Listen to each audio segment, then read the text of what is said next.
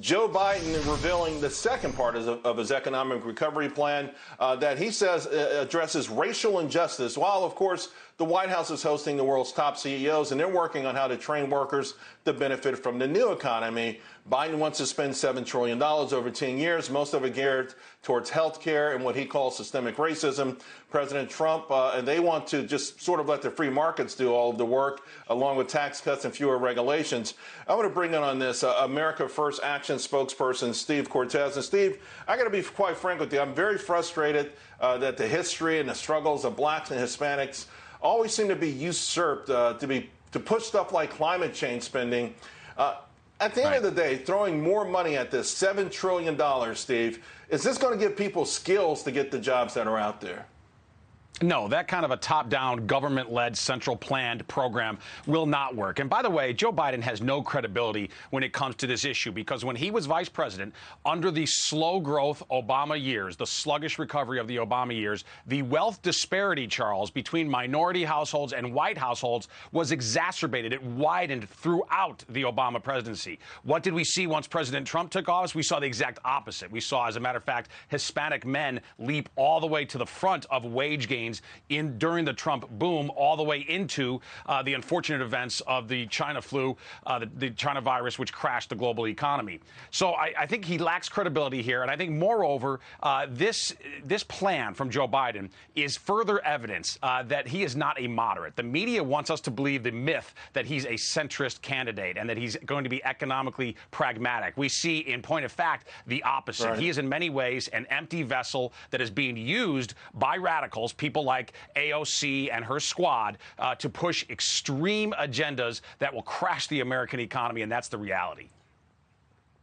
You know, the point you bring up about him being a moderate, I think the reason that's important is that most people understand that, to your point, we did extremely well the last 3.5 years with lower taxes, fewer regulations. We finally saw blue-collar workers get a real raises that wages, rather, that outperformed inflation.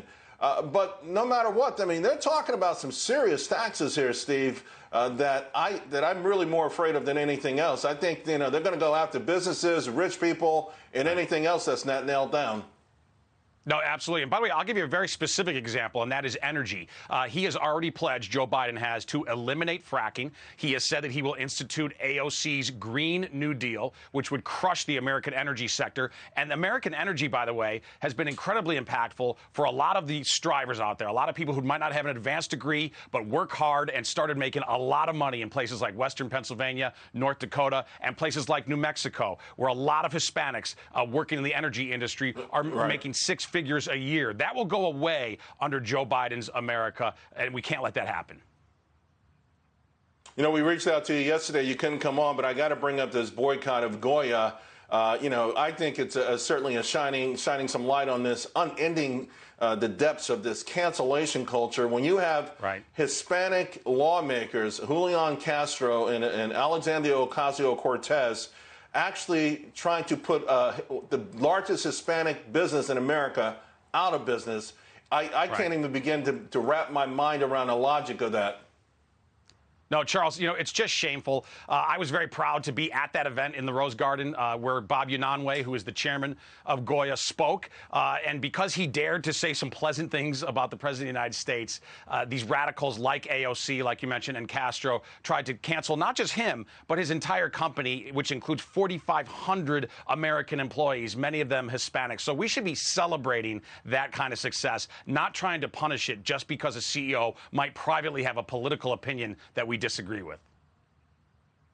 Hey, Steve, I got 30 seconds. I want to get back to the combination of things President Trump used to get this economy going. Will we be able to do that during the COVID-19 pandemic, or do we need a vaccine to be able to really get back and build on that momentum we had in January and February? Well, I think we're already seeing the evidence that we can do it. Of course, we hope and pray for a vaccine. But even without the vaccine, if you look at the recent data, Charles, it shows that this great American comeback has already begun with gusto. So it is already happening, and it will accelerate, I believe, once people are assured that President Trump is going to be reelected and the Trump boom 2.0 becomes a reality. Steve, don't be a stranger, my friend. Great to see you. Nice conversation. Appreciate it.